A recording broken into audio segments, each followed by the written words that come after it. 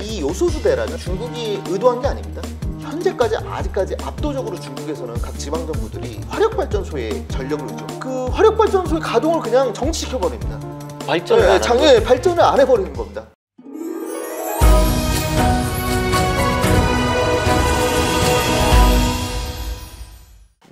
사실 이제 그 혐한령, 그다음 한한령, 네. 예, 혐한에 의한 한한령에 네. 대해서 상당히 나쁜 이미지를, 그리고 이제 최근에 설문조사를 보면 그 반중 감정이 90%를 넘어갔었다는 설문조사들이 맞습니다. 많아요. 그 시작점들이 바로 이런 것들이 아니었을까라고 생각을 하게 되는데, 맞습니다. 그 또 극명하게 드러났던 우리 차이나 사태 중에 하나가 뭐였냐, 차이나 리스크가 요소수 대란이라고 있었어요. 지금 조금 해결은 됐습니다만 그 사건은 어떻게 보시는지요? 한국이 지금 그 어떤 교육 규모에서 이제 중국이 압도적으로 이기지 않습니까? 아마 보통은 지만 25% 정도 될 겁니다. 25% 정도 되는데 그 한한령 이제 사드로 촉발된 한한령 때는 중국에 대한 수출에 대해서 우리가 이렇게 너무 비중이 크면은 이제 정말 이거 나중에 중국과의 어떤 갈등과 분쟁이 더 발생했을 때 중국한테 이렇게 큰 약점이 있어서 수출 쪽에 중국 비중이 너무 크다. 이거를 이제 분산시켜야겠다. 이런 고민을 하는 계기가 됐다면 요소수는 반대로 반대 방향에서 우리가 이렇게 중국한테 어떤 기초 어떤 자재들, 원자재, 소재들 이런 거에 대한 수입 측면에서 그러니까 공급 측면에서 이렇게 알게 모르게 의존도가 굉장히 깊고 중국에 대해서 갖고 있는 우리가 어떤 리스크, 중국이 갖고 있는 한국에 대한 약점을 이렇게 많이 있구나. 그거를 좀 실감하게 되는 계기가 된 거지. 네. 향후에 정말 뭐 나중에 얘기를 하겠지만 양안 전쟁, 그러니까 양안 전쟁인데 중국과 대만과의 전쟁을 뜻합니다. 양안 전쟁이 터졌을 경우 한국이 결코 자유롭지 못하거든요. 뭐 단지 어떤 안보적 어떤 그런 안보라든지 어떤 그런 그런 부분뿐만 아니라 교역과 무역에 있어서도 미국과 중국이 정면 충돌할 경우 한국이 결코 자유롭지 못한데 예를 들어서 중국이 그럴 경우 중국이 한국에 대해서 협박하거나 위협을 할 수 있는 카드가 굉장히 많다는 거죠. 단지 수출뿐만 아니라 수입 측면에서, 그리고 한국이 의존하는 여러 가지 한국 경제를 돌리기 위하고 산업을 돌리기 위한 수많은 필수적인 원자재 측면에서도 우리가 중국한테 이렇게 많은 이런 어떤 명줄이 잡혀 있구나. 이걸 좀 인식할 수 있는 계기가 된 거죠. 그렇죠. 지금 그 책 내용에서 보면은 2021년도 11월 무역협회 조사 결과로 수입 품목에서 단일국 의존도가 80%. 그러니까 그 나라에만 기대고 있는 거죠. 절반 가까이. 80%에 달한 품목 중에 절반 가까이, 그러니까 약 1,850개 품목을 중국이 차지하는 거다. 맞습니다. 그리고 2차 전지의 필수 핵심 자재인 망간, 흑연 이런 것들도 포함되어 있다. 그래서 사실 굉장히 우리는 수출을 생각하지만 수입에서의 의존도라든가 리스크가 더 크다 이렇게 볼 수 있는데요. 어떻게 해결해야 될까요? 사실 그런 어떤 필수 원자재들이 많은 부분 우리가 뭐 기술력이 부족하다거나 아니면은 중국이 유일한 공급선이라거나 해서 중국에 그렇게 의존이 높았던 게 아닙니다. 아니고 우리가 이제 방금 말씀드린 미국이 이제 전후 구축한 글로벌 자유주의, 글로벌 자유주의 시스템 하에서는 모든 국가들이 서로 간의 어떤 전쟁에 대한 위협을 완전히 미국의 힘에 의해서 서로 간의 어떤 그런 힘에 의한 그런 현상 변경을 포기를 하고 경제와 무역에 집중해서 경제적 부를 일구자.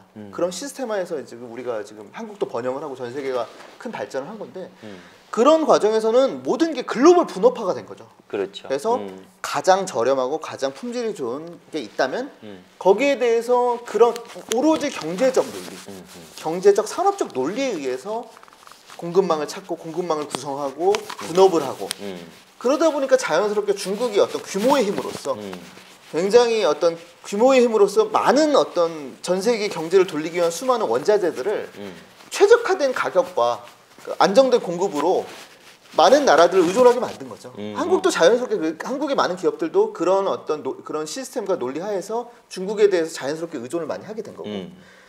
그런데 지금 그렇게 미국이 만든 글로벌 자유주의 시스템이 러시아와 중국의 도전에 의해서 지금 흔들리고 있지 않습니까? 그래서 그 배경에서 이거는 더 이상 경제와 자유무역과 경제 논리만으로는 글로벌 분업 구조, 글로벌 경제를 운영할 수가 없겠구나. 이제는 정치와 안보의 논리로 가져와서 그 미국과 중국, 러시아와 중국의 어떤 권위주의 세력의 도전을 막아야겠다.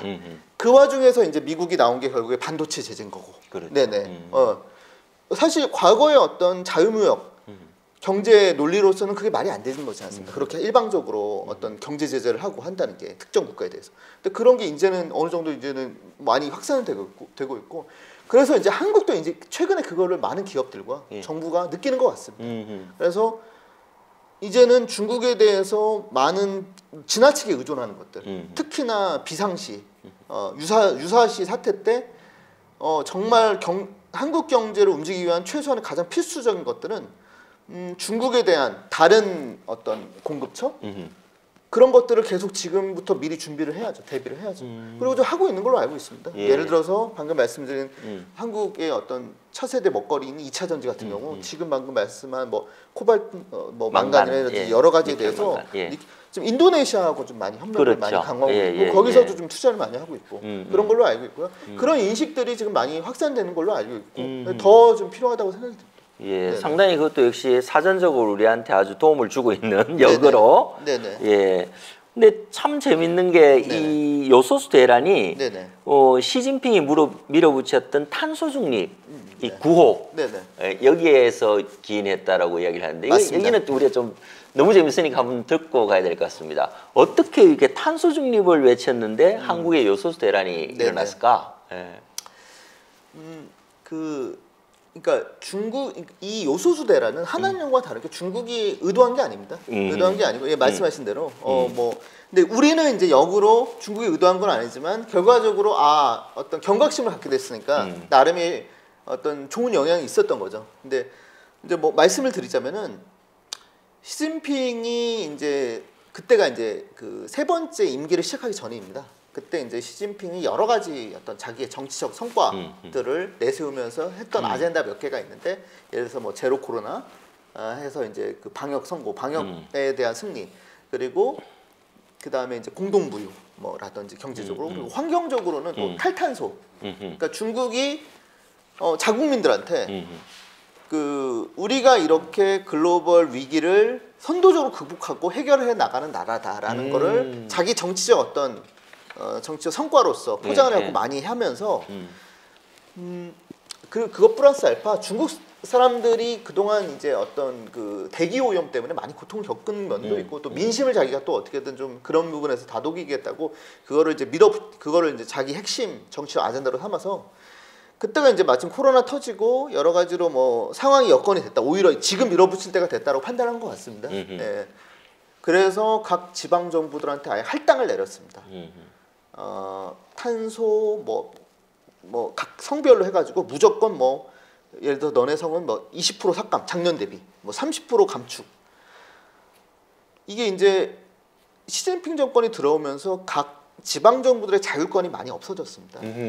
많이 없어지고 굉장히 이제 시진핑 눈치만 보는 그런 어떤 중앙 집권이 완벽하게 이루어지기는 그게 강화된 프로그램이다 보니까 지방 정부에서 다 중앙만 눈치만 보는 분위기였거든요. 그래서 그거를 굉장히 이제 어떤 현지 지역 사정이나 현지 지역민들의 상황보다는 중앙 정부 눈치만 보는 게 시진핑 정권 이후에 많이 강화됐다 보니까 결과는 생각하지 않고 그냥 경직되게 정말 말 그대로 중앙정부의 지시라 시진핑의 의중이다 해갖고 그걸 강제로 밀어붙이셨는데 그 결과 현재까지 아직까지 압도적으로 중국에서는 각 지방정부들이 화력발전소에 전력을 의존하거든요. 그냥 그 탄소 감축을 그 하달된 거를 그거를 준수하기 위해서 그 화력발전소의 가동을 그냥 정지시켜 버립니다. 발전을 안 해버리는 겁니다. 그러니까 엄청 아예 안 한 거 아니고 그냥 말 그대로 뭐 운영 시간을 절반을 축소한다든지 그냥 그렇게 해버리는 거다. 결과는 생각 안 하고 일단은 위에 그 수도에 있는 그 황제의 어떤 눈치 보는 것만 급급하다 보니까 그것도 어떻게 보면 중국 정치의 후퇴인데 그래서 그 결과가 이제 아비규환이 된 거죠. 중국의 특히 화력 발전에 의존도가 높았던 그 동북 삼성, 우리가 만주라고 하는 그 지역들, 그쪽에 이제 어떤 그린 에너지 이런 비중도 별로 발달이 안 됐거든요. 대부분 화석을 쓰다 보니까. 심지어는 전력이 부족하니까 출퇴근 시간에 신호등도 이제 다 꺼져가지고 전기가 오프가 돼가지고 완전 교통 대란이 터지고 사람들이 집에 못 가고 뭐 지하철도 막 가동이 안 되니까 뭐 그런 사태까지 나가지고. 아니 어떻게 그런 일이 일어나죠? 네. 그래서 이제 그 중국 정치가 굉장히 어떤 상호간의 어떤 예전에 어떤 분권화된 상호 견제를 통해서 이제 나름의 균형과 질서를 갖던 정치가 시진핑 1인 권력 강화가 되면서 여러 가지 어떤 부작용이 나오는데 그 중에 하나가 이런 부분들이다. 지방 정부들이 지나치게 중앙만 눈치 보는, 지나치게 되는 거고, 그러다 보니까 그 난리가 나다 보니까 그제서야 중앙 정부에서 부랴부랴 180도에서 우선 인민들과 기업들한테 필수적인 전기를 다 공급을 해라. 다시 그렇게 그냥 하루아침에 그냥 일관성도 없이 해버리니까 그제서야 이제 이 석탄 비축을 안 해놨죠. 각 화력 발전소들이. 왜냐? 위에서 시킨 대로 해서 탄소를 줄이기 위해서는 가동 시간을 확 줄여야 하고, 그러려면 굳이 석탄을 비축할 필요가 없지 않습니까? 그런데 이제는 반대로 재빨리 전력을 복구하고 화력발전소 가동 시간 늘리라고 이제 명령이 내려오니까 그제서야 석탄 쟁탈전이 벌어진 겁니다. 각 지방 정부들이. 근데 그동안 중국에서도 어떤 광산들을 많이 폐쇄했거든요. 자기들이 이제 그린 에너지를 한다고. 공급이 안 되는 겁니다. 석탄 이제 폐쇄된 광산들을 다시 그걸 운영을 가동하는데 또 시간이 걸리지 않습니까? 그러니까 중국이 자기들 석탄이 너무 모자라다 보니 석탄에 대한 어떤 수출을 완전히 하루아침에 금지해버리고, 그리고 석탄에서 나오는 어떤 부가적인 어떤 그런 석탄에 나오는 부가적인 어떤 부산물들도 완전 수출 자체를 금지해버립니다. 그냥 해외 수출을. 그러다 보니까 우리가 이제 거의 80~90%를 석탄에 나오는 요소수가 석탄에 나오는 부가물이지 않습니까? 그거를 우리가 이제 하루아침에 어떤 공급을 받기가 그 폭풍 확 우리가 뒤집어 쓴 거죠. 야, 지금은 웃지만 그때 너무 심각했어요. 맞습니다. 그죠? 화물차들 특히 전 세계 전국 물류가 다 중단된다고 맨날 그 뉴스 9시 뉴스 첫 번째로 해서 다루고 그런 그랬습니다. 해프닝이었군요. 네네. 그래서 이제 중국의 시진핑의 환경 구호가 우리나라 요소수까지 오는 나비 효과.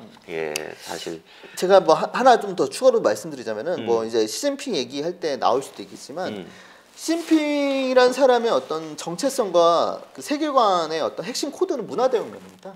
당시 이 사람이 문화대혁명 때 10대 시절을 보냈는데 그래서 그때 문화대혁명의 한복판에서 농촌으로 하방돼서 농촌에서 그렇죠. 10대 시절을 보냈는데 근데 그 시진핑이 중요한 게 그 문화대혁명을 결코 나쁘게 생각하지 않습니다.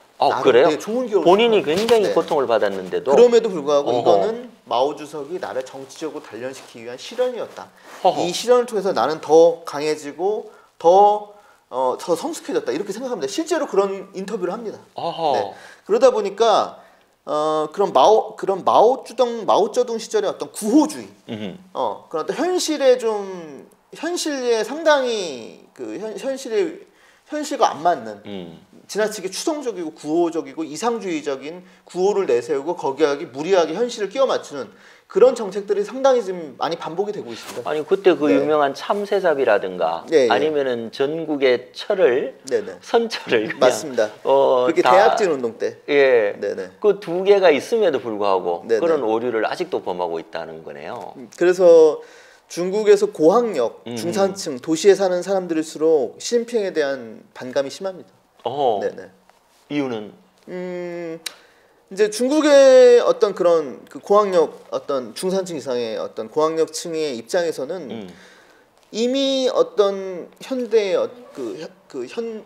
현대 세계를 구성하는 현대 세계 기본 상식으로 생각되는 어떤 그 시장 경제 그리고 어떤 그런 어떤 상식들이 있지 않습니까? 시장 경제라든지 어떤 합리주의, 그리고 그런 부분들에 대해서 어쨌든 기본적으로 그 탈이념화 됐거든요. 어떤 과거의 어떤 이념적인 그런 거보다는 그 실용주의고 실사구시고 그리고 현재 전 세계 경제가 운영되는 어떤 현대 문명의 시스템을 이해하고 있기 때문에 그 과거의 어떤 중국의 수많은 오류들이 했던 그런 구호주의나 그런 이념적인 그런 거 자체가 그 밀어붙였을 때 나오는 어떤 부작용들을 다 어느 정도 이해를 하고 있죠. 네네, 이해를 하고 있는데 시진핑이 과거에 그 시절처럼 하니까 반감이 있을 수밖에 없죠. 네.